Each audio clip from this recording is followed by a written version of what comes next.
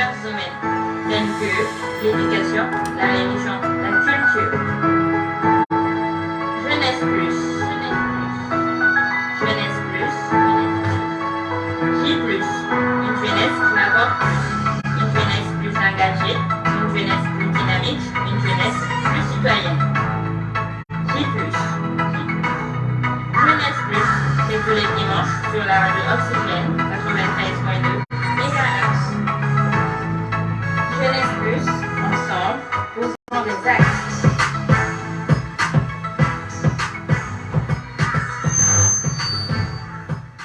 Jeunesse plus, ensemble, posons des actes. Mesdames, Messieurs, fidèles auditeurs et auditrices de la radio Oxygène, eh bien, le bonsoir. Bienvenue sur votre émission de débat, votre émission juvénile, votre émission qui met la jeunesse malienne au cœur des débats de la société. Alors, je vous dis, tenez-vous bien, soyez à l'écoute parce que nous avons une thématique aujourd'hui d'une importance cruciale et principalement axée sur la jeunesse. Mesdames, Messieurs, bien avant de vous énoncer la thématique de ce numéro de Jeunesse Plus, je vais donner la parole à nos très chers invités afin qu'ils puissent vous souhaiter une cordiale écoute et par le passage nous donner leur nom, prénom. Alors, nous allons commencer par vous. Bonsoir. Bonsoir. Comment ça va? Ça va, alhamdoulilah. Bien, alors vous pouvez nous donner un bref aperçu de votre personne? Merci pour l'invitation. Je voudrais d'abord commencer à remercier l'ensemble des personnes qui nous écoutent tout à l'heure. Je me présente Modibo Souira Traoré, affectueusement appelé Nato pour les intimes. Je suis le secrétaire général de l'association Avenir des jeunes du Mali, également le porte-parole du cadre de concertation des jeunes pour les réformes des textes du CNJ Mali. Très bien, Monsieur Traoré. Merci pour cette présentation et bienvenue à vous sur le plateau de Jeunesse Plus. Merci. Oui, bonsoir. Bonsoir. Comment ça va? Oui, ça va. C'est sûr? Ça va. Très bien ou juste un tout petit peu? Très bien. Super. Présentez-vous s'il vous plaît. Moi, c'est Mahaman Mamanyari. Je suis le président national d'Action Jeunesse Sociale Mali, AGS Mali. Je suis également le président du cadre de concertation des jeunes pour les réformes des textes du Conseil national de la jeunesse. En tout cas, nous vous remercions pour l'invitation et je remercie également les auditrices et les auditrices et les auditeurs de Oxygène. Merci beaucoup, M. Nyari. Alors, c'est à nous également de vous remercier d'avoir répondu présent à cette invitation.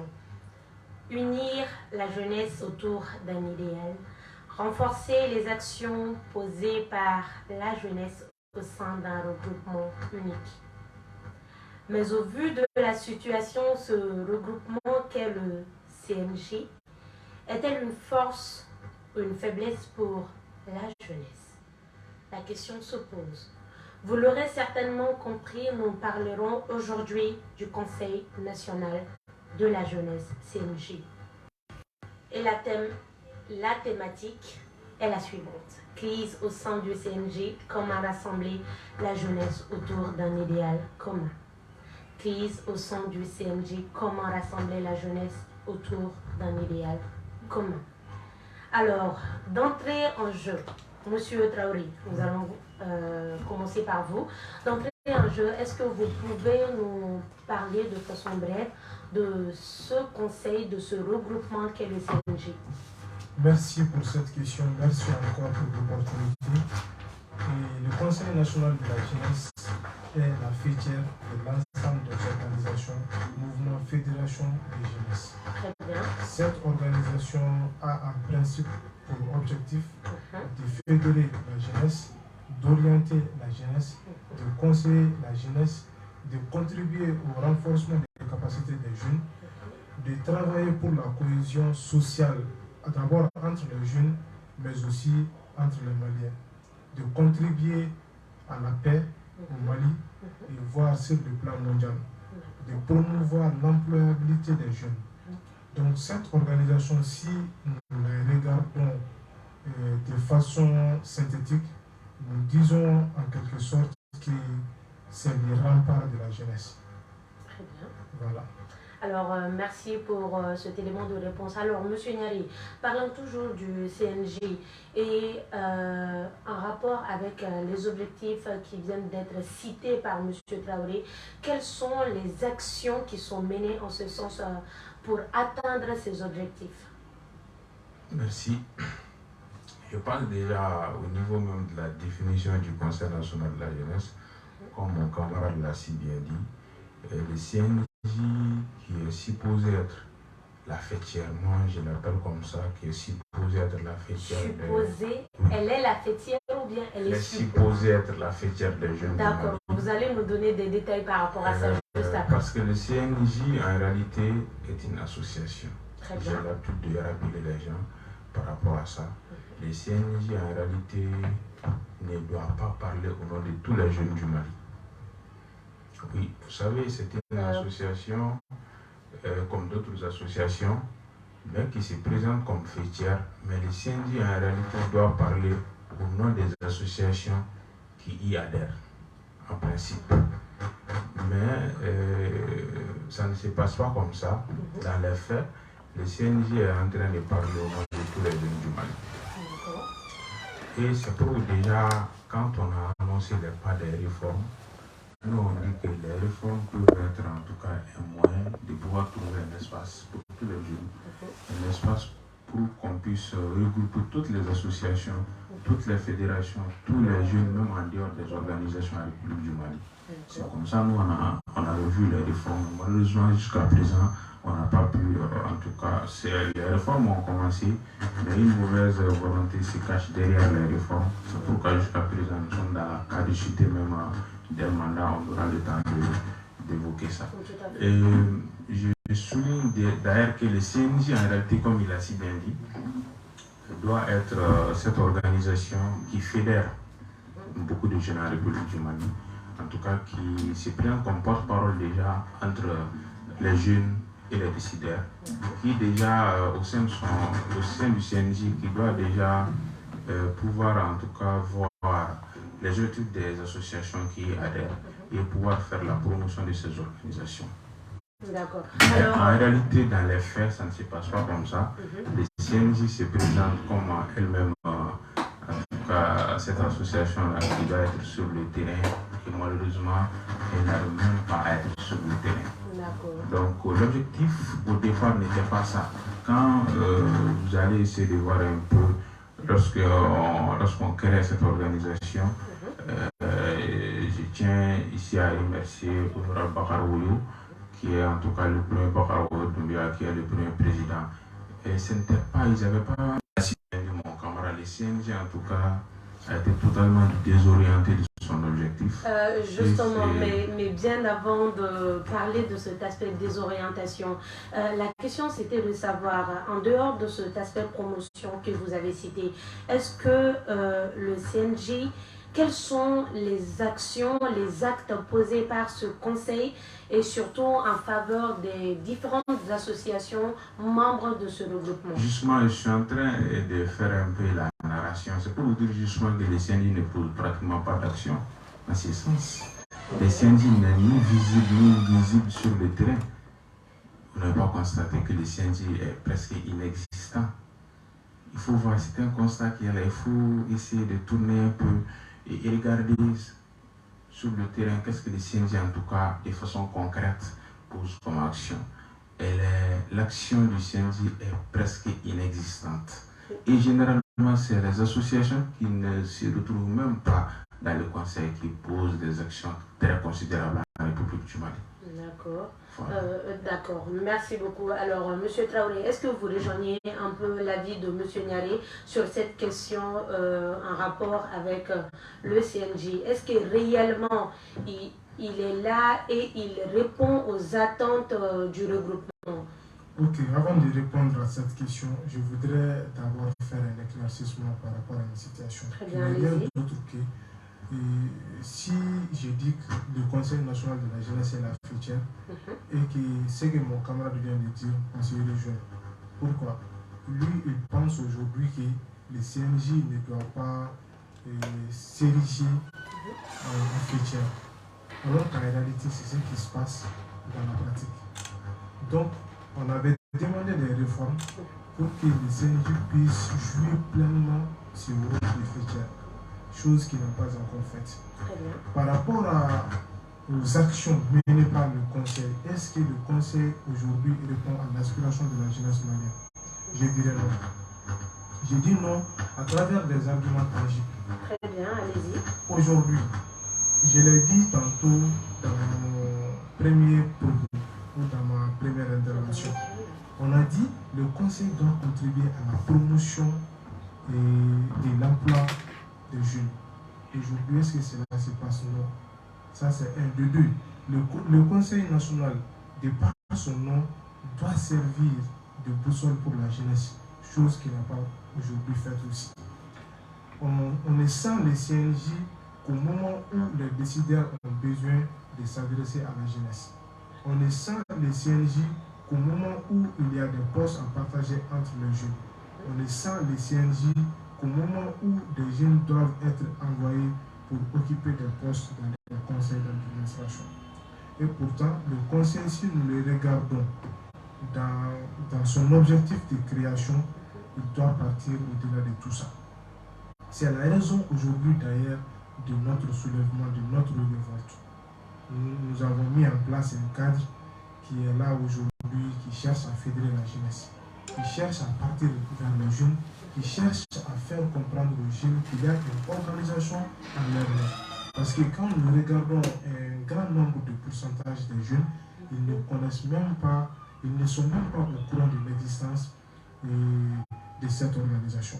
Et pourtant, si les décideurs ont besoin de la jeunesse, de par le biais, c'est par le biais du Conseil national de la jeunesse que les décideurs partent. Donc, en réalité, s'il faudrait que le CNJ soit cette organisation qui peut être là pour la jeunesse, qui peut répondre à l'aspiration de la jeunesse, il faudrait que les CNJ partent à la rencontre des jeunes, cherchent à s'imprégner des difficultés, des problèmes auxquels les jeunes se trouvent confrontés et ensuite chercher à y apporter des solutions. Alors, toujours, nous restons avec vous, M. Traoré, par rapport à cet aspect employabilité des jeunes que vous avez cité. Mais est-ce que vous avez fait un sondage à ces niveaux réellement pour savoir si le CNJ actuel répond ou pas à cet aspect? De fait que moi-même, je suis déjà membre du Conseil communal de la jeunesse, je me permets de dire, sans risque de me tromper. De un, je vais donner tout de suite un exemple. Quand les autorités avaient besoin, à travers l'UNTEM, de prolonger l'âge de départ à la retraite, c'est par un consensus entre l'UNTEM et les CNJ que cela a pu être concrétisé. Et pourtant, tout le monde sait, si les vieux travaillent, ça veut dire que ce sont les jeunes qui sont à la maison. Tout jeune doit essayer de trouver une alternative à ce que les vieilles personnes puissent partir à la retraite et faire place à la jeunesse. Bon, maintenant, si on m'avait demandé en son temps quel était en réalité mon objectif de la chose... Et vous étiez en ce temps membre du CNJ? Oui, du conseil communal. Parce qu'en réalité, les CNJ, c'est sous forme pyramidale, quoi. Il y a le comité exécutif qui est là, il y a des bureaux régionaux, il y a des bureaux locaux et des bureaux communaux. Moi, je suis du bureau communal. En réalité, les décisions sont souvent prises au niveau national. Et en réalité, on ne demande même pas l'avis préalable des jeunes qui sont au niveau locaux, régionaux et communaux. Donc, les décisions sont prises sans nous concerter. Donc, on le dit, il y a un adage qui le dit, toute chose qui se fait pour moi, qui se fait sans moi, se fait contre moi. Donc, nous pensons aujourd'hui que le Conseil national de la jeunesse, dans son objectif qui doit être là pour la jeunesse, n'est pas là aujourd'hui pour la jeunesse, de par ses actions menées, de par son inexistence. Alors, M. Niaré, quand nous essayons de faire une étude comparative entre le CNJ de peut-être 5 ans, comme ça, en arrière, ou bien 3 ans en arrière, et le CNJ d'aujourd'hui, qu'est-ce que nous pouvons retenir? Nous pouvons retenir, vous savez, déjà une organisation, j'ai l'habitude de dire ça, c'est des étapes. Et à chaque étape, il faut amener un certain nombre de changements pour faire face à l'évolution même. Et si vous essayez de voir le CNJ il y a 5 ans, en tout cas, ça allait. Ça allait parce que les gens parvenaient à organiser les conférences nationales, les gens parvenaient à organiser les congrès aux dates indiquées. Mais aujourd'hui, le Conseil national de la jeunesse, depuis le 1er mai 2021, le comité exécutif avait un mandat de 8 mois pour apporter un certain nombre de changements.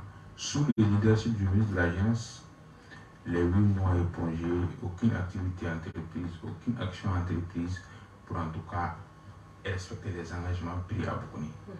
Et dès lors, depuis le 31 décembre 2021, qui en tout cas faisait les 8 mois, nous nous sommes installés dans un vide juridique. Donc depuis le 31 décembre 2021, le mandat intérimaire a pris fin. Maintenant, le comité exécutif s'est profité du mandat de Amadou Diallo qui avait été donné depuis Akouchala. Donc ils ont bénéficié de ces mandats aussi. C'est ces mandats encore qui prenaient fin, sinon a pris fin le 28 novembre à 0h. Et ils vont quelques jours avant l'expiration de ces mandats, ils vont en réunion de bureau avec quelques responsables pour décider de la prolongation de leur propre mandat. Jamais existé. C'est-à-dire déjà que le comité exécutif, sinon le CNJ d'avant, en tout cas, est vraiment bien par rapport à ce conseil qu'on voit aujourd'hui. Parce que ce conseil qu'on voit aujourd'hui s'est installé dans l'inégalité, dans l'injustice, dans la violation flagrante des textes. Et des responsables osent se comporter, des jeunes qui, en tout cas, dans une certaine mesure, doivent assurer la relève de notre pays. En tout cas, acceptent cette injustice-là. Et voilà pourquoi d'ailleurs, parce que beaucoup d'entre eux ont dépassé les 35 ans. Parce qu'ils se disent aujourd'hui, quand on doit aller au renouvellement, et ils seront écartés. Ils doivent passer à autre chose. Alors, par rapport à tout ce que vous avez cité, violation, injustice, et pourtant c'est un regroupement qui est là au nom de la jeunesse, qui est composé également de ces jeunes. Alors, dites-moi, toutes ces inégalités, toutes ces injustices, où est-ce qu'on pourra... Qu'est-ce qu'on pourra donner comme cause à tous ces éléments? Moi, d'abord, j'accuse le ministre, sans me tromper, le ministre de la Jeunesse. En tout premier point? En tout premier point. Vous savez, parce que déjà, à Koutchala, il y avait un certain nombre de problèmes. L'élection qui a amené Amadou Diallo à la tête du Conseil national de la Jeunesse, en tout cas, après son élection, il a été contesté par un groupe à la tête Ousmane Djaradi Gouzno. Et suite à ça, Gouzno avait même été incarcéré. Il y avait une division installée entre les jeunes, d'où on a assisté à des bureaux parallèles un peu partout à travers le pays.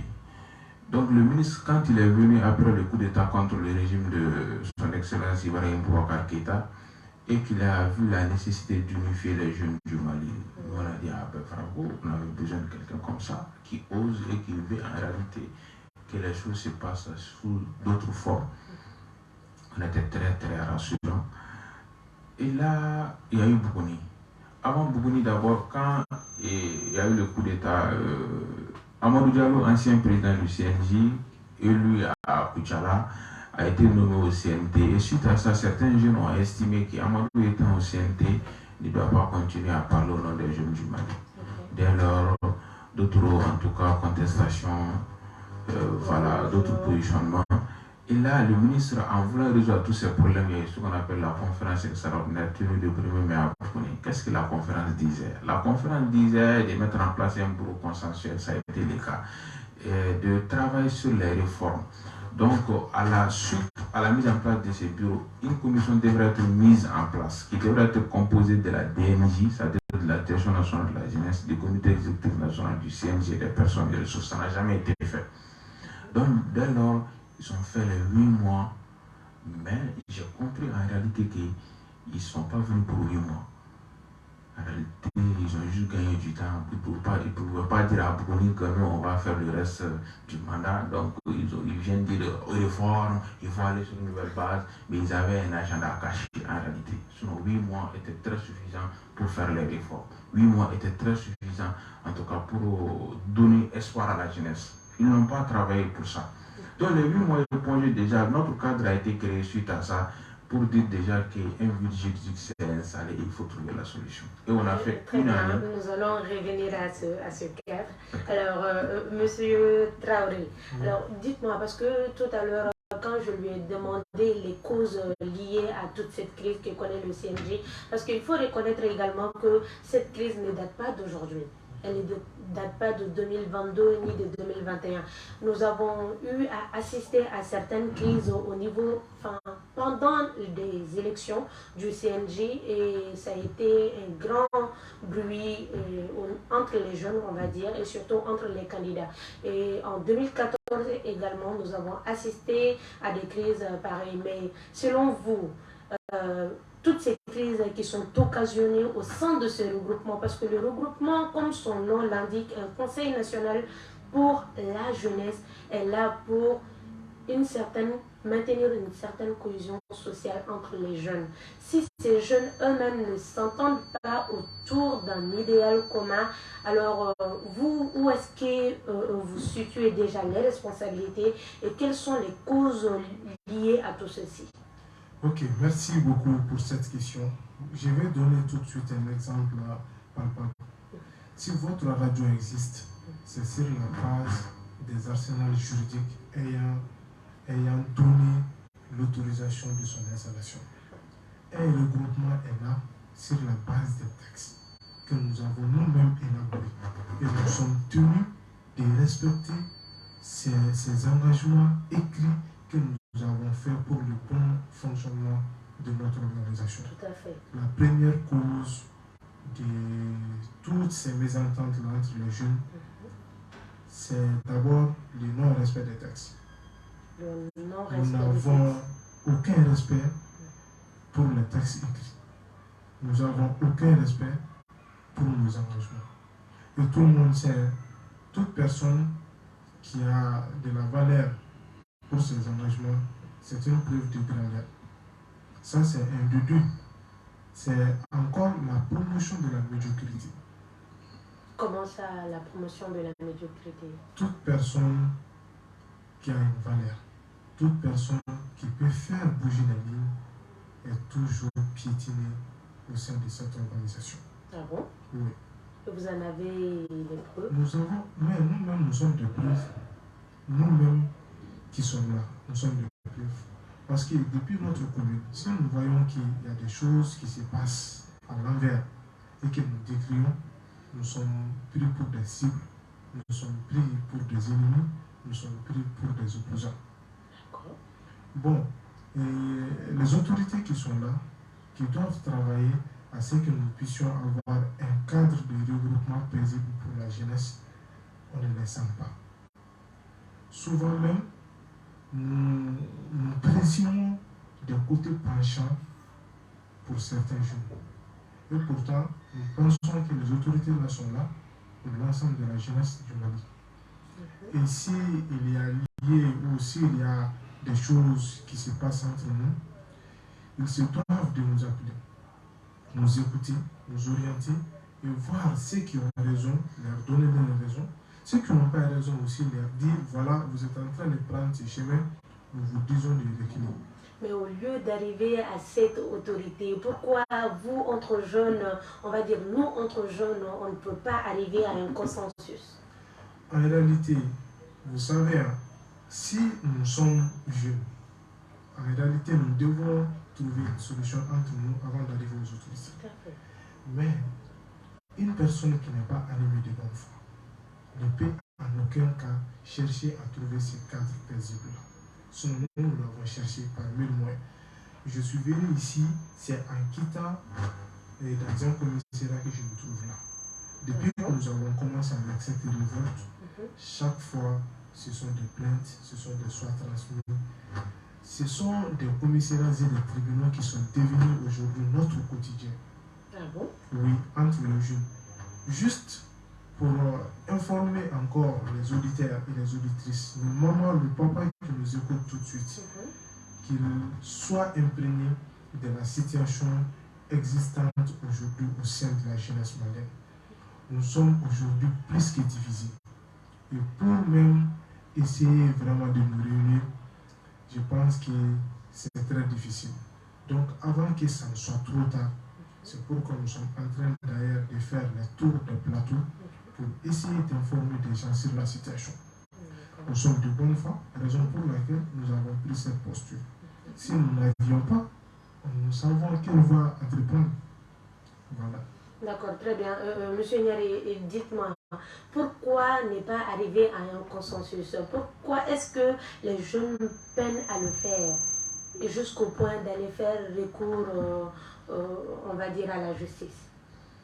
Bon, vous savez, une organisation juvénile, il y a toujours des petits problèmes. Hein.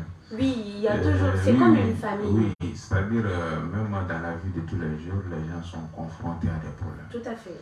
Mais il va falloir toujours chercher le juste milieu pour faire avancer les choses. Je suis parfaitement d'accord. Entre les jeunes, on peut toujours avoir la solution. Mais pourquoi j'accuse le ministre? Allez-y.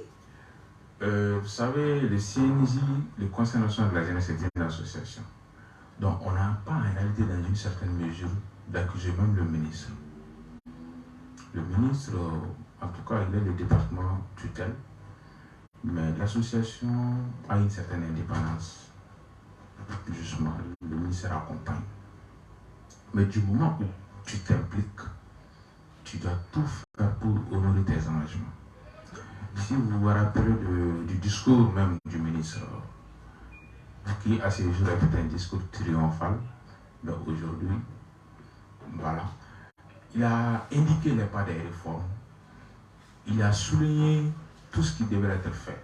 Au-delà des rapports, le ministre même a fait un discours et il a annoncé les grands sentiers, les grandes réformes du Conseil national de la jeunesse. Il s'est impliqué jusqu'à un certain niveau en tant que ministre, de la République. Il avait une certaine exigence morale de pouvoir suivre et de façon juste les réformes.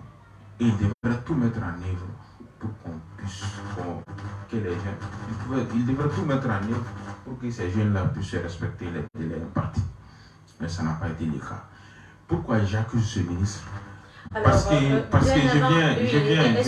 bien avant de continuer, j'aimerais que de façon ramassée, vous nous fassiez un photo de la crise actuelle même.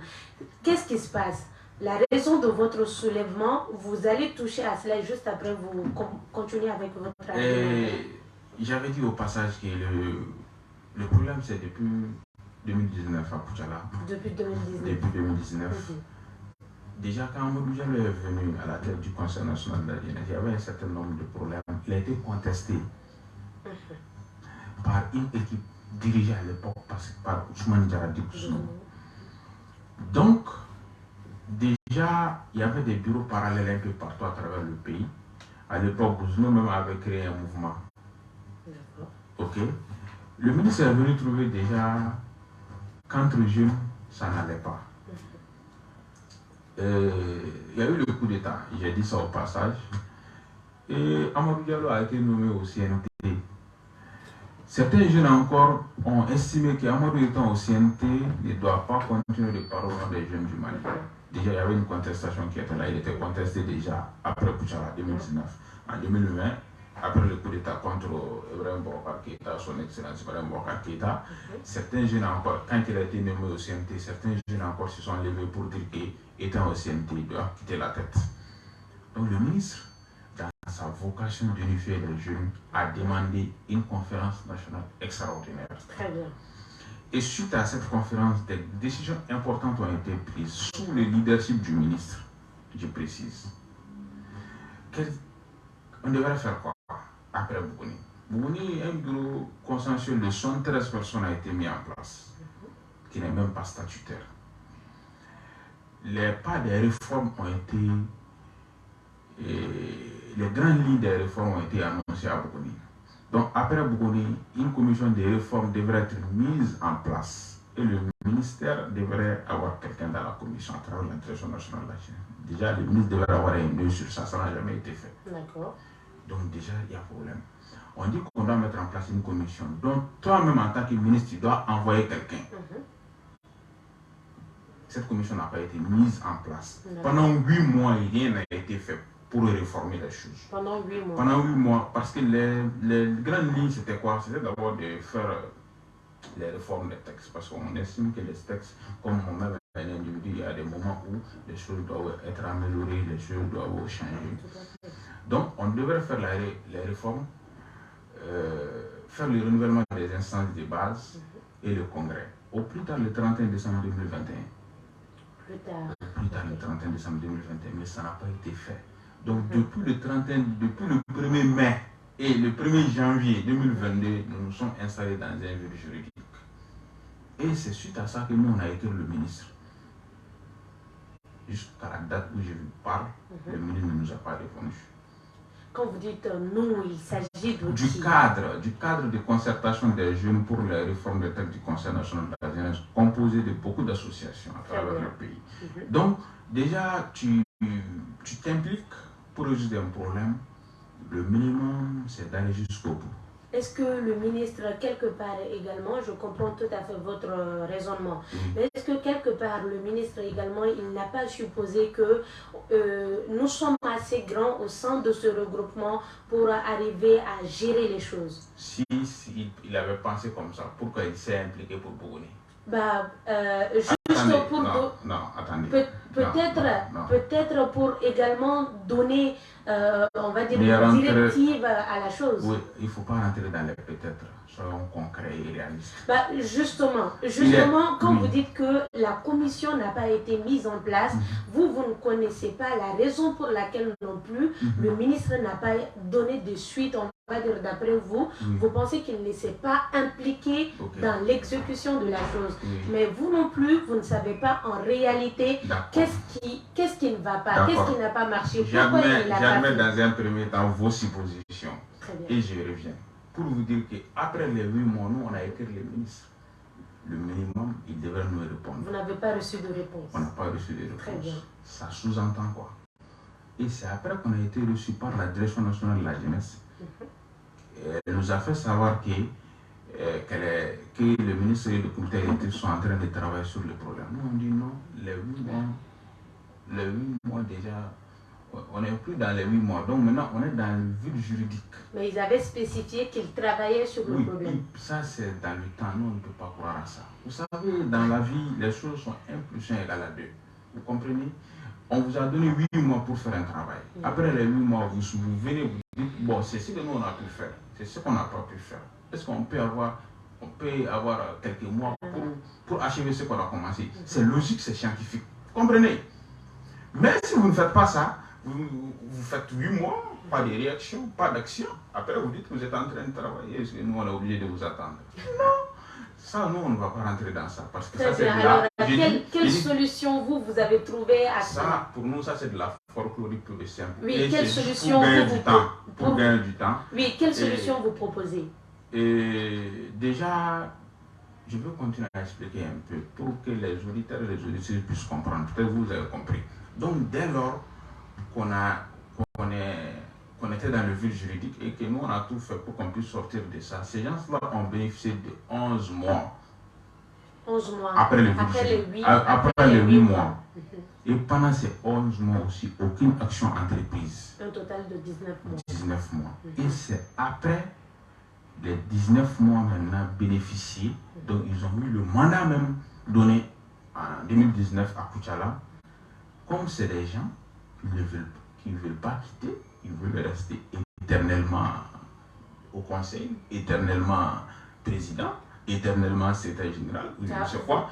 Donc, je dis, ils vont en rayon du comité restreint, j'ai dit, parce que beaucoup n'étaient pas présents, beaucoup de membres du comité n'étaient pas présents. Ils vont en rayon avec quelques personnes à la maison des jeunes pour prolonger leur mandat de 16 mois. En dehors des 19 mois. En dehors des 8 mois, après 8 mois, 11 mois, ils veulent prolonger encore de 16 mois jusqu'en 2024. Violation flagrante des textes. Comment on appelle l'article 77 du règlement intérieur est clair. Le mandat, c'est 3 ans renouvelable. Maintenant, pour parler des solutions, la solution, elle est simple parce que ce bureau-là, nous, en tout cas, à notre niveau, on ne le reconnaît pas depuis le 28 novembre à minuit, le mandat est fini.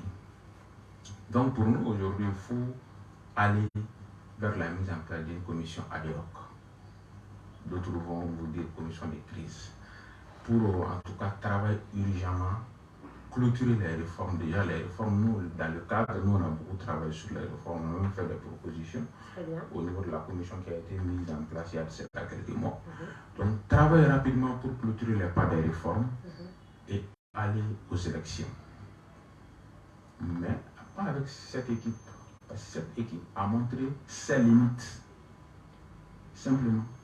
D'accord, merci bien. Alors, M. Traoré, dites-moi, en dehors de cette solution, qu'est-ce que vous préconisez d'autre? Parce que il faut faire attention, extrêmement attention aussi. Vous avez tantôt parlé de division.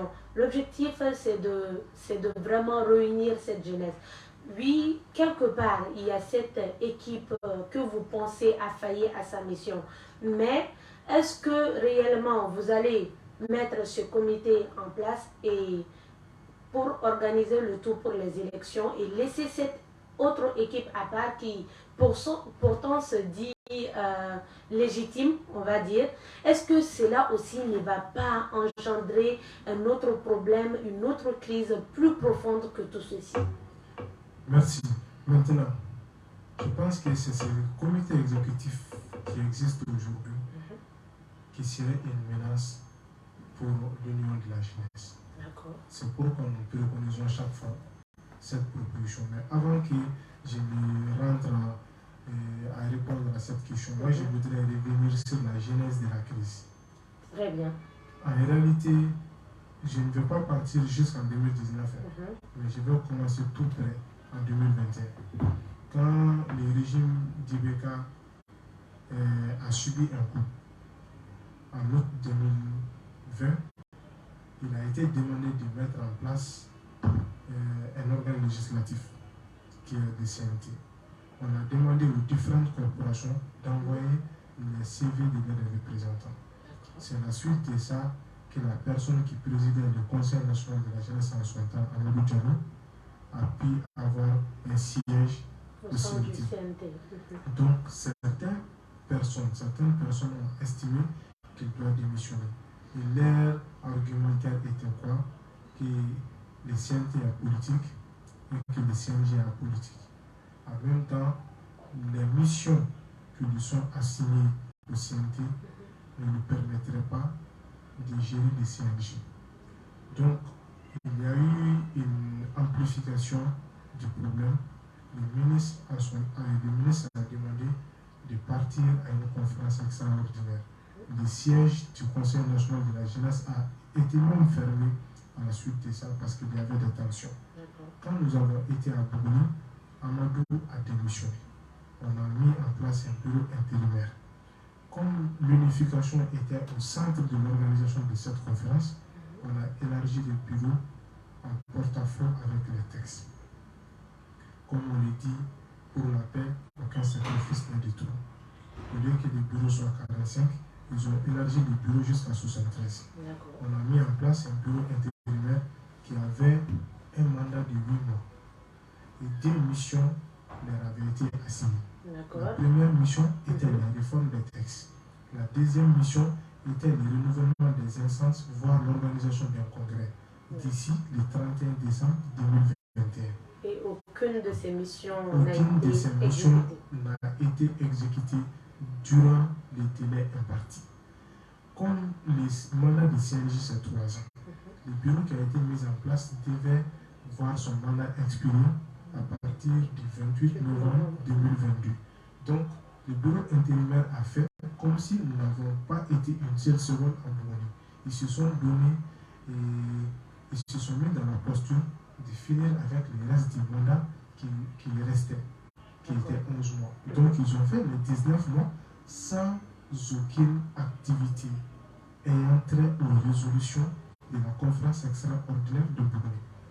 Maintenant que les mandats devaient prendre fin le 28, à notre grande surprise, nous avons appris le 24 et un certain nombre de résolutions sur les réseaux.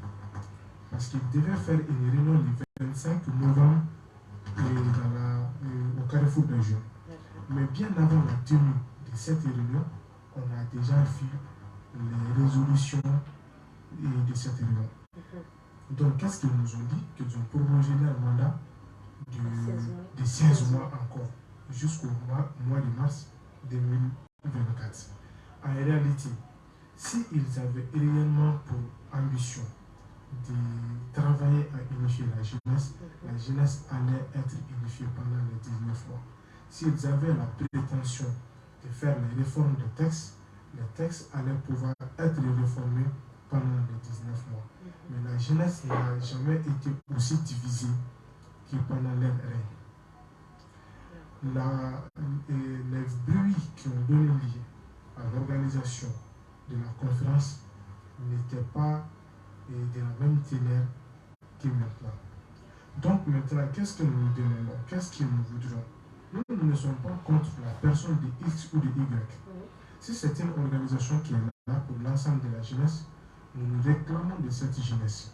Nous nous disons que ces pays, nous devons faire quelque chose pour ces pays parce que ces pays nous ont tout donné. On a été à l'école, on a étudié. Si nous arrivons aujourd'hui à nous exprimer, c'est par à la suite de nos passages à l'école. Et tout ça, c'est garanti par l'État malien. Qu'est-ce qu'il faudrait retenir tout de suite? Ceux qui dirigent aujourd'hui le Conseil national de la jeunesse et le comité exécutif qui est là dans sa majorité, pour être membre du CNJ, il faut être issu de 18 à 35 ans. La majeure partie de ces gens-là ne sont plus dans la tranche d'âge. Ah bon? Donc ils savent, si nous partons tout de suite à une instance, ils vont forcément partir parce qu'ils ne répondent plus aux critères. Donc c'est pourquoi la prolongation fait leur affaire. Donc nous qui sommes encore jeunes et qui ont peut-être la prétention de donner une certaine légitimité, une certaine crédibilité à cette organisation, nous nous levons pour dire que nous ne sommes pas d'accord. Le Conseil national de la jeunesse est les représentants non seulement auprès des autorités, mais auprès des partenaires techniques et financiers. Mais qu'est-ce qu'il faudrait remarquer aujourd'hui? La jeunesse malienne n'est plus crédible aussi des partenaires. Ah bon? Pourquoi? Ceux qui dirigent doivent être des exemplaires, mais en rien, ils ne sont exemplaires. Et pourtant, une structure qui représente la jeunesse d'une nation, peut-être on supposerait qu'on a tamisé la jeunesse, essayer de trouver l'élite parmi eux et leur donner le privilège de gérer leur organisation. Mais c'est tout à fait le contraire de ce qui se passe. Donc on avait été à Burundi pour unifier. On a été plus que divisé. On a été à Burundi pour réformer les textes. Nous n'avons vu aucune réforme. Ces gens-là encore, pour au moins essayer d'endormir les esprits, qu'est-ce qu'ils disent? Que nous sommes dans un pays où tous les mandats sont prolongés. Maintenant, ils sont peut-être en train de se comparer à Assimi. Le président du Mali, lui au moins il jouit de la confiance des Maliens. Ça c'est un de deux. Si le président Assimi voudrait, il pouvait prolonger son mandat à travers un conseil des ministres. Mais pourquoi il a dû passer par les assises nationales de refondation, concerter les Maliens, écouter les Maliens et chercher à connaître l'aspiration des Maliens? C'est à la suite de ça qu'un délai a été sorti et ils l'ont acheminé au niveau du CNT et le CNT l'a voté. Ensuite, il est en train maintenant de jouir du mandat du peuple malien, non pas de son mandat. Mais par contre, ceux qui veulent aujourd'hui prolonger leur mandat au sein du Conseil national de la jeunesse, aucun jeune n'est avec eux. Ils ne sont avec aucun jeune et aucun jeune n'est avec eux. D'accord. Monsieur Traoré, alors j'aimerais vraiment que maintenant vous mettiez un accent particulier sur cet aspect solution. Parce que c'est vrai, nous avons beaucoup parlé du CNJ de façon générale surtout et la crise que connaît actuellement cette organisation. Mais face à cette crise, qu'est-ce que vous préconisez comme solution pour que cette jeunesse malienne ne soit plus qu'un et un. La solution que nous préconisons, je pense que le conseil est issu de la même catégorie d'association que la FEMAFOOT, Fédération malienne de football, que les patronats. Ensuite, la FEMAFOOT a reconnu à un moment donné des crises. Les patronats, la même chose. Qu'est-ce qu'ils ont trouvé comme solution? Je pense que les faits sont là pour que nous puissions nous en inspirer. Donc, ils ont mis en place une cellule de crise ou une cellule de normalisation qui a eu à travailler à fédérer les cœurs. Aujourd'hui, comme je l'ai dit, c'est ce comité exécutif qui est un problème pour l'union de la jeunesse. Donc, il faudrait que nous mettions en place une cellule de normalisation parce que le mandat même est fini. Cette cellule de normalisation aura pour tâche de réformer les textes, d'essayer de fédérer les cœurs des jeunes, d'essayer d'organiser les instances, ensuite organiser un congrès digne de son nom.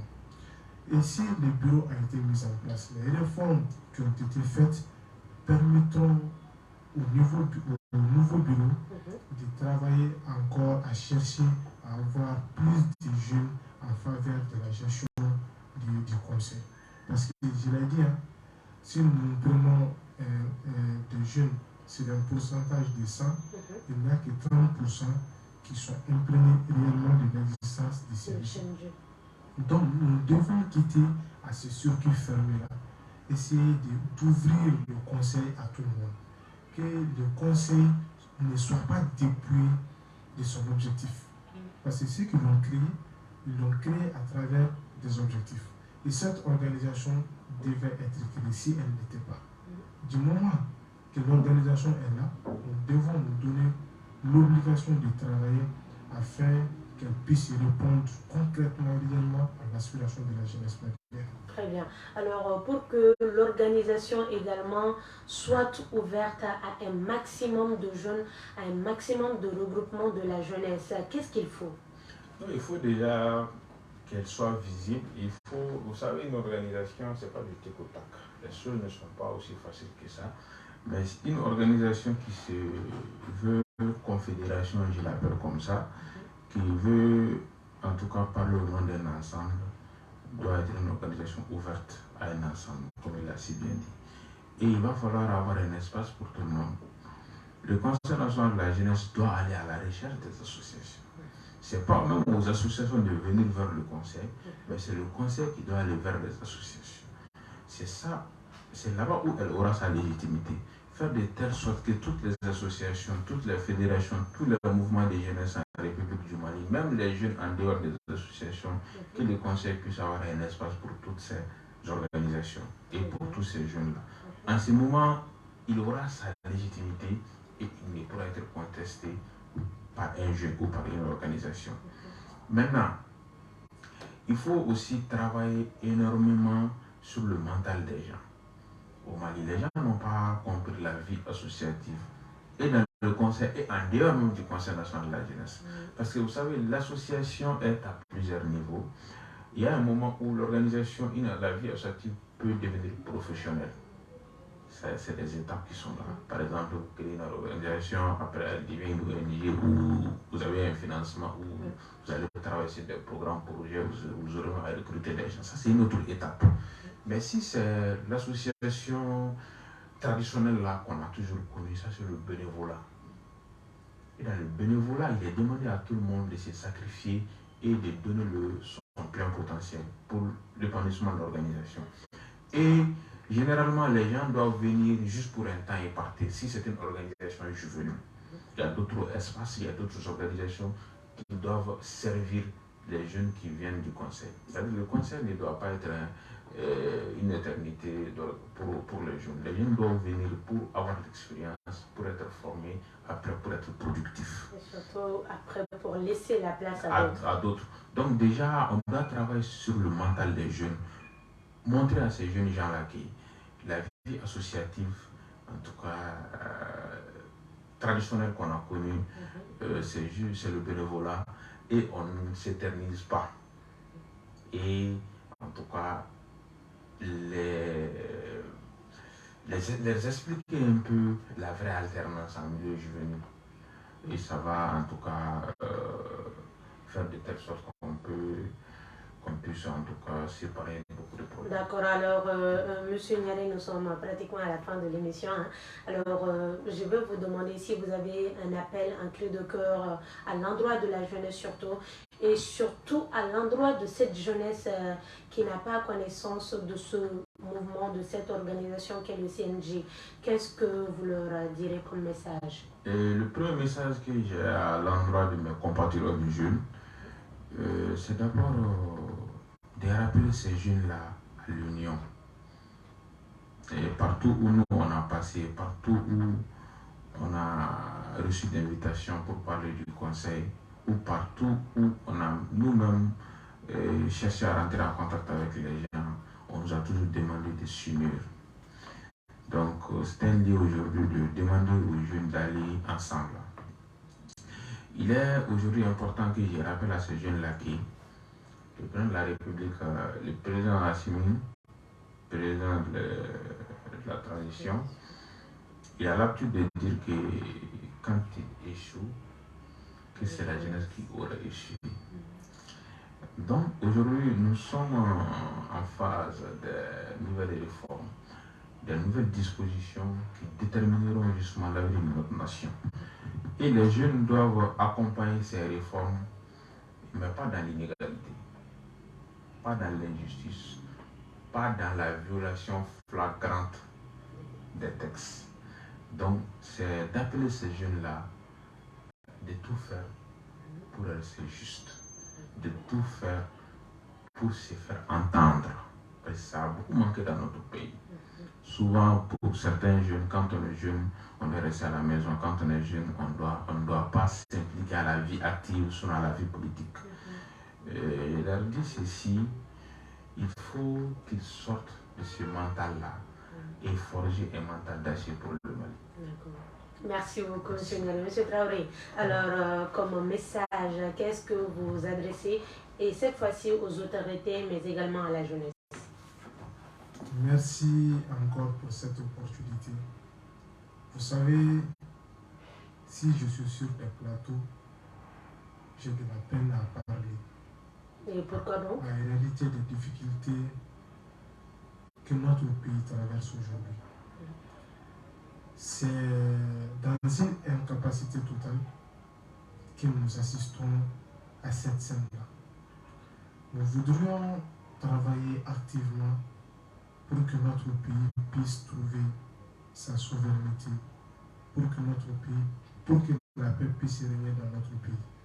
C'est d'ailleurs la raison pour laquelle nous sommes en train de nous lever pour que nous puissions parler de l'injustice au sein du CNJ.